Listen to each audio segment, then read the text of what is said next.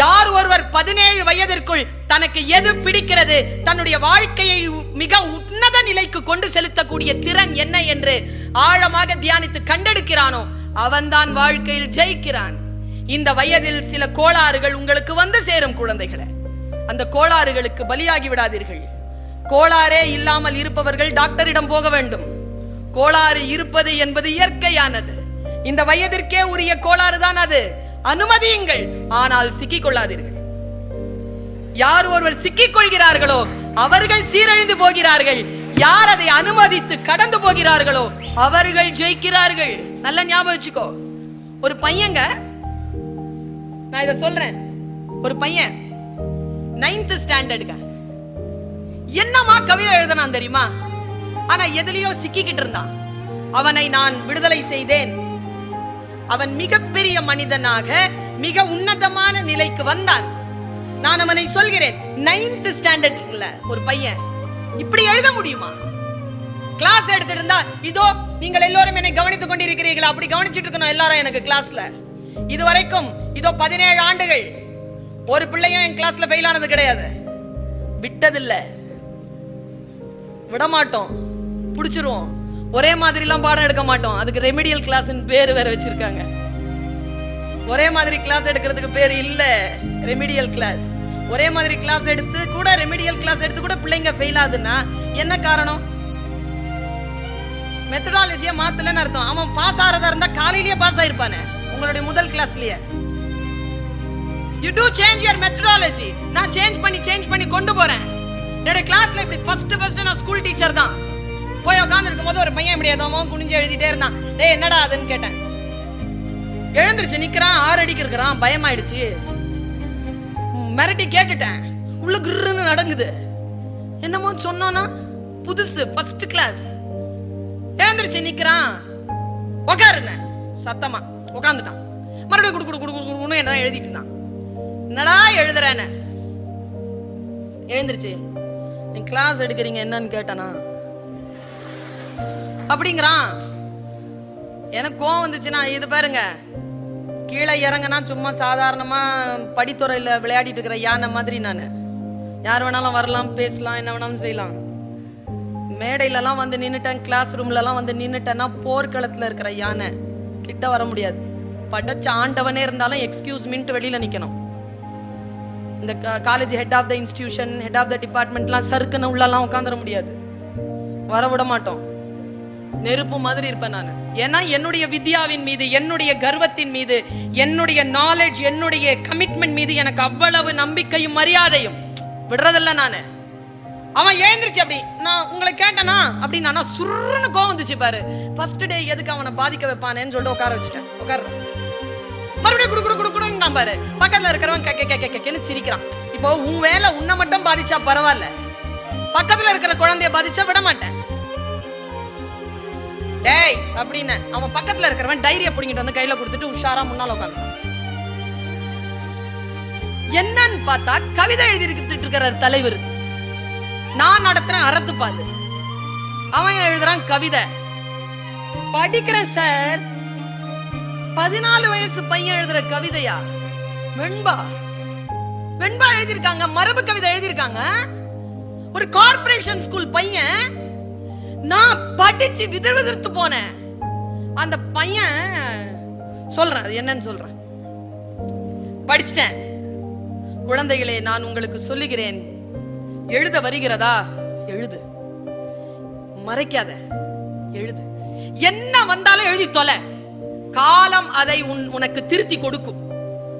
யாருக்கும் பயப்படாத, ஆபாசமாக இருக்கிறது எண்ணாத, வெச்சுக்கோ. அப்புறமா தணிக்க செஞ்சு வெளியிடலாம். டக்குன்னு யாருக்கிட்டையும் கொடுத்துறாத, யாருக்கும் காட்டாத. இப்பெல்லாம் நீங்க எங்க எழுதுறீங்க? எல்லாம் மான வெக்கம் கட்டும் ஃபார்வர்ட் மெசேஜ். எங்க எழுதுற நீ? அன்பானவர்களுக்கு கூட எவனோ எழுதுனது. சில லூசுங்க வந்து கீழே பேரை அழிக்காம அமுச்சு விட்டுரும். தானே எழுதணுங்க. எழுதுறது எவ்வளவு பெரிய பயிற்சி தெரியுமா? அந்த பையன் எழுதியிருக்கான் பாருங்க. நான் அறத்துப்பால் நடத்திருக்கேன், எடுத்து என்னடா இது எழுதியிருக்கிறான்னு சொல்லிட்டு பார்த்தேன். எழுதியிருக்கிறாங்க பையன், 4 வித பண்புகளும் இருக்கும். சபஷ். அச்சம், மடம், நாணம், பயிர்ப்பு, 4 பண்பு. 4 வித பண்புகளும் இருக்கும், அவள் நாவ செய்ய 4 மறை பிறக்கும். ரிக்யஜுர் சாம மதர்வனம். 4 வித பண்புகளும் இருக்கும், அவள் நாவ செய்ய 4 மறை பிறக்கும். விழி சந்திரனோ சூரியனோ என்று தினம் மையமெழ கண்களிலே ஜாடை பல தெரிக்கும், உடல் சிலிர்க்கும். அன்றொரு நாள் பெண்ணவளை பார்த்தேன், 14 வயசு.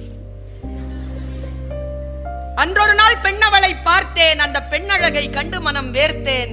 அட பீடி வாங்க காசு இல்லை, பென்சு வண்டி யோசனையா என்று மனம் சொல்லிவிட மறந்தேன், உடனே இறந்தேன்னு எழுதியிருந்தாங்க. வாடா வெள்ள வாடா, வா வெள்ளவா வெள்ளவான, நீ நம்ம ஜாதிகார பயலா இருக்கிற, வா கவிதை எழுதுற, வா வா வா வா வா. என்னது இதுன்னு மேஸ் வேணா, இன்னைக்கு நீங்க ஃபர்ஸ்ட் கிளாஸ், உங்களுக்கு I am a very bad boy அப்படினா நான் சொன்னேன், நானும் பாய் தான் சொல்லுன. என்னது இது வேணா மிஸ்னா, டேய் நல்லா எழுதிருக்கடா. நிஜமாவா மிஸ் பாருங்க, அதாங்க குழந்தை. நிஜமாவா மிஸ், ரொம்ப அழகா எழுதிருக்கடா. யாருன்னு மட்டும் சொல்லு. யாருக்கிட்டையும் சொல்ல மாட்டீங்களா மிஸ்னா? சொல்ல மாட்டேன்டா, சத்தியமா நான் சத்தியமா சொல்ல மாட்டேன்டா. பேர் சுஜாதா மிஸ் +2 சொல்லிட்டாங்க. 14 வயசுல குழந்தை எங்கேயோ பாதிக்கப்பட்டிருக்குங்க. அப்புறமா அவன் சொல்றான், நானும் சுஜாதாவும் ஒரே கிளாஸ் தான் மிஸ், நான் தான் மிஸ் 9th இருக்கிறேன், அவன் போயிட்டான் மிஸ் +2க்குங்கறான். உனக்கு இப்ப புரியுதா? இப்ப புரியுதா? ஒரு விஷயம் தெரிஞ்சுக்கோ, அந்த சுரேஷுடைய வாழ்க்கையிலிருந்து நான் கற்றுக்கொண்ட ஒரு விஷயம், பர்வீன் சுல்தானாவுக்கு நிறைய ஃபேன்ஸ் குழந்தைகளே, ஃப்ரெண்ட்ஸே கிடையாது எனக்கு எல்லாம் இந்த பக்கம் 5 இந்த பக்கம் 4, மொத்தம் 10 டெவில்ஸ். நாங்க பின்னால கிளாஸ்ல தான் உட்காருவோம், கிளாஸ்ல பின்னால உட்காருவேன் நான். எழுந்திரிச்சா சிரிக்கோங்க, எல்லாம் உட்காந்தா சிரிக்கோங்க, எது கொடுத்தாலும் சாப்பிடுங்க, அவங்க எது கொடுத்தாலும் நான் சாப்பிடுவேன். என் புர்கால இருந்து, என்னுடைய ட்ரெஸ், என்னுடைய பேக்ல இருந்து, என்னுடைய பேனா பென்சில் இருந்து எல்லாம் அதுக்கு தான் காவிட்டு வரும். எனக்கு செருப்பு கூட எடுத்து இப்படி வச்சுக்கோ ஜெயலட்சுமி, என்னுடைய செருப்பை கூட இப்படி மார்பிள் அணைச்சிட்டு தான் வரும். நான் வந்து ஸ்போர்ட்ஸ்க்கு போனேன்னா எனக்கு எல்லாம் ஃப்ரெண்ட்ஸ் தான், ஃபேன்ஸ் தான். ரகசியம் என்ன தெரியுமா? +2ல நான் மட்டும் தான் பாஸ் ஆனேன், மத்ததெல்லாம் ஃபெயில். ரகசியம் என்ன தெரியுமா? யாருக்குமே ஃபேனா இருக்காத, ஃபேனா இருந்தா ஃபெயில் ஆயிருவ, அவ்வளவுதான். முடிஞ்சா எல்லாரையும் ஃபேனா மாத்து, வாழ்க்கையில ஜெயிச்சிருவ. யாருக்கும் அப்படி பார்க்காத, அப்படி சொல்லாத. தானே எழுந்து நின்று மற்றவர்கள் தன்னிடத்தில் ரசிக்கும்படி, மற்றவர்கள் தன்னிடத்தில் வந்து கையெழுத்து வாங்கும்படி நீ விஸ்வரூபம் எடுத்து நில், தவிர மற்றவர்களை பார்த்து வியக்காதே என்பதனை நான் கற்றுக்கொண்ட அந்த வினாடி அவனை பார்த்து சொன்னேன், எவ்வளவு அழகாடா எழுதுற, நீ எழுதலாம்ல. எப்படி மிஸ் எழுதுறது? எனக்கு இவ்வளவுதான் மிஸ் எழுத தெரியும். என்ன நான் பார்த்தேங்க, என்னமா எழுதிருக்காங்க புள்ள, ஆனா எங்கேயோ சிக்கிக்கிட்டு இருக்கான். சிக்கனதனால அவனுடைய ஆற்றல் அவனுக்கு தெரியல. இன்னைக்கு நான் சொல்லுகிறேன், பாரதியாரனுடைய அனைத்து பாரதி கவிதைகளுடைய வீரியத்திற்கு காரணம் அவன் சிறிய வயதில் கொண்ட பிள்ளமை காதல் தான். தப்பு இல்லைங்க, ஆனால் அதில் சிக்கிக் கொள்வதுதான் தவறே தவிர அந்த உணர்வு தவறு இல்லை. அந்த உணர்வை வைத்துக் கொண்டு முன்னேற தெரிந்தவர்கள் வாழ்க்கையில் ஜெயிக்கிறார்கள், மற்றவர்கள் தோற்கிறார்கள். வாழ்க்கையில் இந்த விஷயங்களை உங்களுக்கு தெளிவாக சொல்லிக் கொடுக்கின்றவர்கள் யார்? உலகத்தை ஜெயிக்க வேண்டும் என்றால் உன் உணர்வுகளை நீ ஜெயித்தாக வேண்டும். மனசு தாங்க எல்லாத்துக்கும் காரணம். இந்த மனசு மட்டும் ஒரு சூழல்ல உன் பேச்சை கேட்க ஆரம்பிச்சிருச்சுன்னு வச்சுக்கோ, உன்னை பார்த்து கேட்கிறேன், உன்னால் 5 நிமிஷம் தனியா கண்ணை மூடிட்டு உட்கார்ற மாதிரி வேறு எந்த தண்டனையும் உனக்கு கிடையாது. உட்கார முடியாதுப்பா, இந்த கொள்ளிக்கட்டை இல்லாம உட்கார்ந்துரு பாப்போம். 5 நிமிஷம், ஒரு 2 மணி நேரம் இது இல்லாம மேனியா, இது எங்கயா மிஸ்பிளேஸ் பண்ணிட்ட, நான் எப்படி தேடுற? நீ பெத்த தாய் புள்ளைய காணாம போட்ட மாதிரி தேடுற. ஒரு மெசேஜா வந்திருக்காது, உன்னை ஒருத்தன் சீந்தி இருக்க மாட்டான். ஆனா அந்த ரேப்பரையாவது பாத்துக்கணும். ஏதாவது மெசேஜ் வந்திருக்கான், வரல, என்ன பண்ண போற? நீ அனுப்புறது எதையாவது ஒண்ணு பாக்குறது. ஏன் தெரியுமா? தனிமையில் அந்த ஏகாந்தத்தை அனுபவிக்க கூடிய ஆற்றலை இந்த தலைமுறை விட்டு இருக்கிறது. உன்னில் நீ ஆழமாக இரு. நான் ஏன் இவ்வளவு வீரியமாக பேசுகிறேன் என்றால், என்னுடைய தனிமைதான், என் தனிமையில் நான் வாசிக்கின்ற என் நூல்களும் நான் கற்றுக்கொள்ளுகின்ற அந்த வித்தைகளும் தான் காரணமே தவிர, என்னை சுற்றி இருக்கக்கூடிய நண்பர்களிடத்தில் நான் பேசிக் கொண்டிருப்பது என்னுடைய வாழ்க்கையின் வெற்றிக்கு காரணம் இல்லை. குழந்தைகளே, வாழ்க்கையில் ஜெயித்து வர வேண்டும் என்றால் சில பல தியாகங்களையும் சில பல நம்மை நாமே தூர்வாரி கொள்ளுதலையும் நாம் சாத்தியப்படுத்திக் கொள்ள வேண்டும். அந்த பையன்கிட்ட நான் ஒரு விஷயம் சொன்னேன், தம்பி இவ்வளவு நல்லா நீ எழுதுற, நான் சில தத்தகாரங்கள் சொல்றேன், நீ எழுத முடியுமா? நான் தத்தகாரம் நான் என்ன மிஸ்னா, நான் ஏன் தெரியுமா டீச்சர்ஸை வச்சுக்கிட்டு இதை சொல்றேன், நம் குழந்தைகளிடத்தில் இருக்கக்கூடிய ஆற்றலை, அவர்களுக்கான விஷயங்களை நீங்கள் வழிவகை செய்து தர முடியும். வெறும் யூனிட்டை முடிக்கிறது அல்ல, வெறும் ரிசல்ட்டை காட்டுறது அல்ல, அதை கடந்த நிலையில் அவர்களினுடைய வாழ்க்கையில் அவர்கள் ஏன் எதற்காக இந்த உலகத்தில் சந்தித்திருக்கிறார்கள் என்பதனை இந்த உலகத்தில் அவர்கள் புரிந்து கொள்வதற்காக. அந்த பையனை கூப்பிட்டு நான் சொன்னேன்பா, ரொம்ப ஜாலியா இருக்கும் இதை நான் சொன்னானாலே, அவன் அவ்வளவு ஜாலியா இருந்தான்.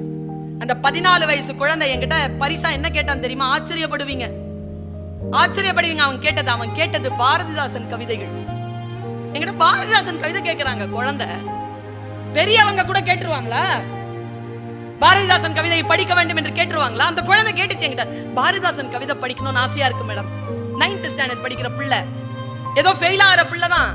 ஆனால் அவனுக்கு இருக்கக்கூடிய ஆற்றல், 8ஆம் கிளாஸ் தான் படிச்சாரு கண்ணதாசன்.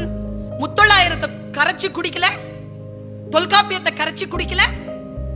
தன்னுடைய ஆசை எதுல இருக்கு? நான் உனக்கு ஒரு விஷயம் சொல்றேன் குழந்தைகளை, உனக்கு எந்த துறையின் மீது மாறாத ஆசையும் வெறியும் இருக்கிறதோ அந்த துறையை பிடித்துக்கொள். அது பெண்ணாகவோ ஆணாகவும் இல்லாமல் மட்டும் பார்த்துக்கொள். அங்கதான் சிக்கிறோம்.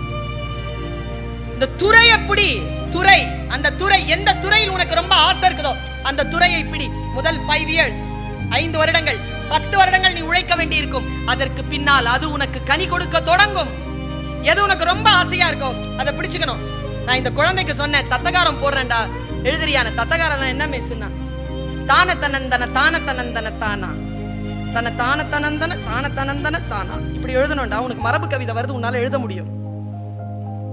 அவங்ககிட்ட நான் நின்னுட்டு பேசிட்டு இருக்கிறேன். ஸ்டாஃப் ரூம்ல ஒரு மிஸ் வந்து சொல்றாங்க, மிஸ் அவன் கெட்ட பையன், அவனோட என்ன பேச்சு? மனசுல சொன்ன, போமா வேலையை பார்த்துக்கிட்டு. இல்ல மேடம் கொஞ்சம் வேலை இருக்குது, நான் பேசிட்டு வந்துடுறேன்னு வெளியில சொன்னேன். நல்லா ஞாபகம் வச்சுக்கோங்க, யாரையாவது டிஸ்டர்ப் பண்ணா அவங்க இப்படிதான் பேசுவோம், உள்ளொன்று வைத்து புறம் ஒன்று பேசுவார். போயிட்டான். அந்த பையனை சொன்னேன், எழுதுறியாடா? எப்படி எழுதுறதுன்னு தெரியல மிஸ். அவன் டெஸ்ட்டுக்கு சொல்லணுமே, நம்ம டெஸ்ட்டுக்கு சொன்னா அவன் வரலையே இன்னும். அவ வானத்து நிலாவை வளைச்சி போட்டு வச்சிருக்கா போட்டு, அவ வானத்து நிலாவை வளைச்சி போட்டு வச்சிருக்கா போட்டு, அது அத்தா மனச தொட்டு. சூப்பர் மிஸ்னா. இப்ப எழுதுவியா? எழுதுற மிஸ்னா. அடுத்த வாட்டி எழுதிட்டு வந்தான் பாருங்க, என்ன சொல்லு, அது சொல்லியிருக்கேன் நிறைய இடத்துல, என்ன எழுதுறான் பாருங்க. அப்ப காவிரி ப்ராப்ளம் இப்போ இல்ல, தொடங்கின ஒரு 2-3 வருஷம்.